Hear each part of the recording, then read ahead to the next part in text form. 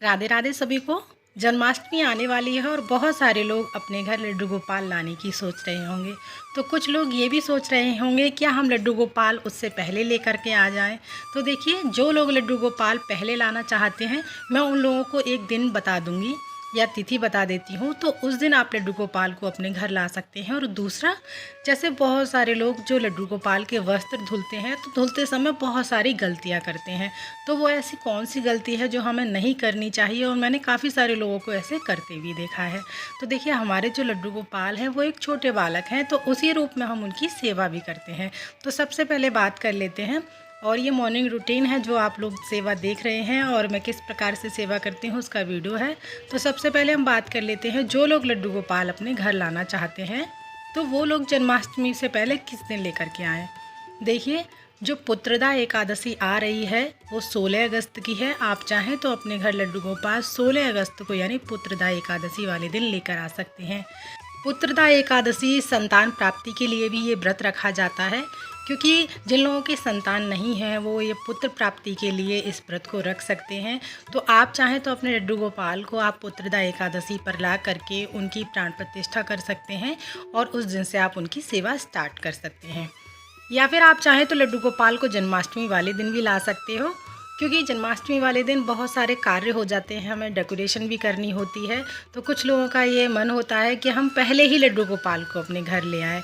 तो सबसे अच्छा दिन हमारा यही रहता है कि पुत्रदा एकादशी पर लड्डू गोपाल को लाया जाए घर और उनकी प्राण प्रतिष्ठा की जाए। जो लोग पहले से लड्डू गोपाल की सेवा करते आ रहे हैं, जिन लोगों के पास है लड्डू गोपाल और उन लोगों ने प्राण प्रतिष्ठा नहीं की है, तो मन में ये ख्याल ना लेकर के आए कि हम तो लड्डू गोपाल की सेवा करते आ रहे हैं और हमने अपने लड्डू गोपाल की प्राण प्रतिष्ठा पहले नहीं की थी।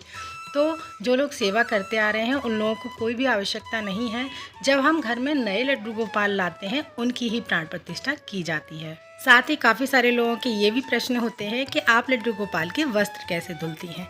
तो देखिए, बहुत सरल तरीके से लड्डू गोपाल के मैं वस्त्र धुलती हूँ और उसका वीडियो मेरे चैनल पर पड़ा हुआ है। देखिए, मेरे पास लड्डू गोपाल की बहुत सारी ड्रेसें हैं, तो मैं लड्डू गोपाल की हफ्ते में 2 बार ड्रेस धोती हूँ, क्योंकि जो भी वस्त्र उतरते हैं लड्डू गोपाल के वो मैं एक जगह उतरे हुए वस्त्रों को इकट्ठा कर लेती हूँ, फिर एक साथ धो देती हूँ। और अगर आपके पास लड्डू गोपाल के वस्त्र कम हैं, 2 ही ड्रेसें हैं, तो आपको हर रोज़ धोकर ही लड्डू गोपाल को वस्त्र पहनाने हैं। हमें ऐसा नहीं है कि एक दिन हमने लड्डू गोपाल को पहना दी फिर से अगले दिन हम वही ड्रेस पहना दें। अगर आपकी हैवी ड्रेसें हैं तो वो नहीं धुली जाती हैं, आप उनको गंगाजल छिड़क कर या जल छिड़क कर शुद्ध करके आप फिर से उनको पहना सकते हैं। और जैसे आपने सोफ़े या फिर लड्डू गोपाल के बेड पर कुछ चादर, कपड़ा, बेडशीट बिछा रखी है, तो मैं उनको हफ्ते में 1 बार धोती हूँ और उनको बदलती रहती हूँ बीच बीच में। जब लड्डू गोपाल के आप वस्त्र धोएं तो आपको एक बात का खास ध्यान रखना है। जैसा कि मैं आप लोगों को वीडियो में बताती रहती हूँ कि लड्डू गोपाल हमारे छोटे बालक हैं, श्री कृष्ण भगवान का बाल स्वरूप है, तो उनके जो वस्त्र हैं हम उसी प्रकार से लड्डू गोपाल की सेवा करते हैं जिस प्रकार से हमारे घर में एक नन्हा बालक होता है। तो देखिए, जब हम लड्डू गोपाल के वस्त्र धुलते हैं तो जैसे आपने पूजा की है उसके बाद आप चाहें तो काम सारा घर का ख़त्म करने के बाद उनको ये वस्त्र धो सकते हैं, लेकिन हमें लड्डू गोपाल के वस्त्र कभी भी शाम के समय नहीं धुलने चाहिए। अगर किसी कारण से आपको लड्डू गोपाल के वस्त्र जो हैं शाम के समय या रात्रि में धुलने पड़ जाएं, तो आप कोशिश करें कि लड्डू गोपाल के जो वस्त्र हैं वो हम घर के अंदर ही यानी रूम में ही सुखाएं।